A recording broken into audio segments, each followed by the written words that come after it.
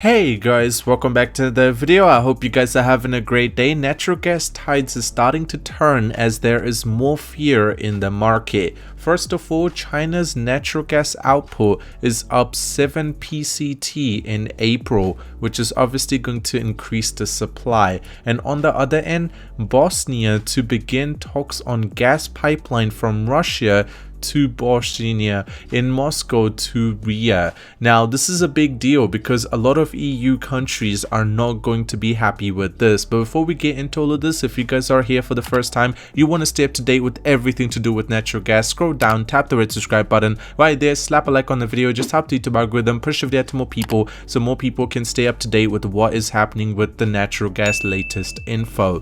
Now something that is super important about this is you guys need to understand China's natural gas output registered faster growth in April, data from the National Bureau of Statistics. The country produced 18.9 billion cubic meters of natural gas in the period, which is up about 7% from earlier in the year. Why is this so significant? Because you guys need to understand that China has slowly started opening up for the second level of companies to start importing natural gas.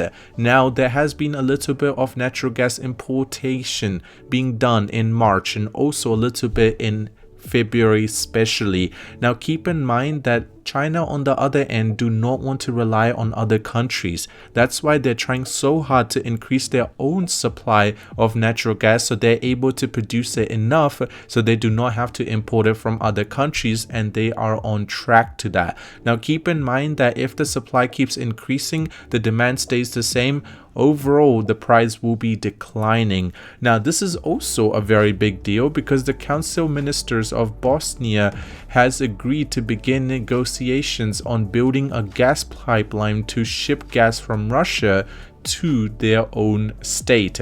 Now this is not going to make a lot of people in the EU extremely happy. You guys know EU's been trying to put out a bill where they will be banning any Russian natural gas into the EU or the European countries.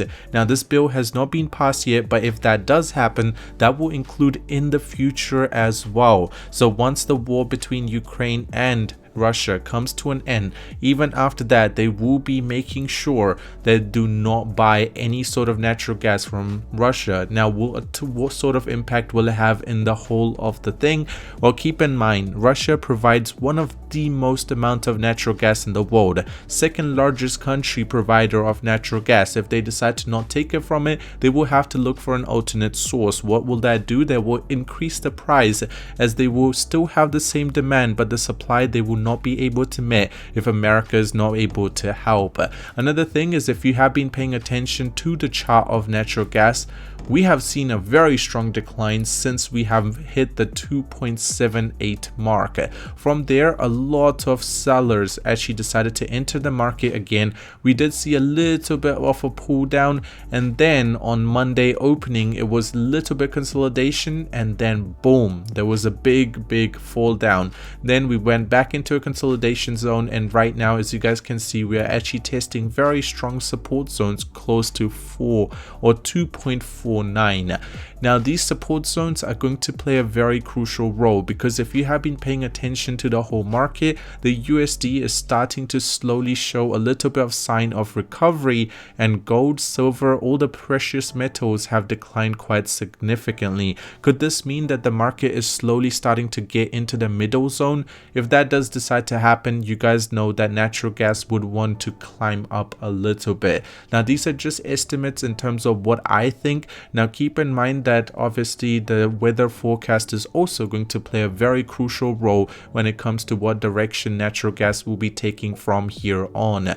If you decide to look at the buy and the sell orders, you guys can see the sell orders are significantly outweighing the buy orders, and the RSI line is pretty much about to go into the overbought zone. What could this mean? If we think about in the long term, just keep in mind that the RSI line being in the oversold zone This is going to cause a lot of retail investors to decide to buy into natural gas, and the price might push up for the short term. But as I mentioned, natural gas notches the largest decline in 4 weeks.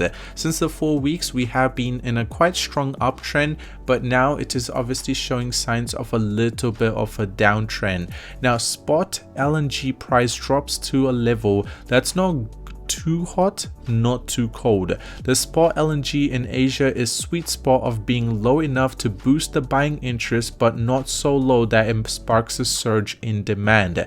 So pretty much it's just trying to get into the middle zone, so it has a little bit of time for it to decide in terms of what direction to take from here. Now, Finland's Gazprom terminates Gazprom pipeline gas contract, but the long term is still going to be on. What I'm trying to say is Gazprom terminates a natural gas supply contract with Gazprom export while long-term LNG deal remains in place. Now, this is going to be a big deal because Finland deciding to cut this off. You guys know the Nordic energy company has terminated this, which is obviously going to make sure that these two companies need to stay in a long term, which is still in place, but them being able to remove this, hey, this could have an impact in the future as well. Another thing is Argentine oil workers launch a strike after accidents affect some people. The largest oil union in Argentina began an indefinite strike on Sunday to demand labor improvements after a series of accidents that injured workers. Now, this is obviously going to cut down on the amount of supply that Argentina will be able to provide to the world. Now, if this strike is not resolved in the shortest time possible, you guys know this will have a positive impact on the price of natural gas, because obviously they will not be able to meet the demand and the price will dip higher. Obviously, on the other end, Argentina isn't one of the largest providers of natural gas, but hey, it's something important you should be keeping care of. Jadestone secures a $200 million facility. The facility will fund the company's operation and capital investment program, particularly the Astara gas project onshore Indonesia. Now, this is really good at the same time because this is a very big investment that will be happening in Indonesia, and this is obviously going to have a very strong impact on the natural gas market inside of Indonesia, which is growing very rapidly, as we have talked about in the past. Natural gas features a deeper decline appears unlikely. Now, there is an initial resistance, which was one of the resistance that actually slowed down the price in the first place, which was close to $2.70. But right now, going even below the $2 mark now seems a little unlikely, just because of the fact the way natural gas price did actually see a recovery. Now, from here, can we go down? Yes, maybe might go down a little bit just to bounce off.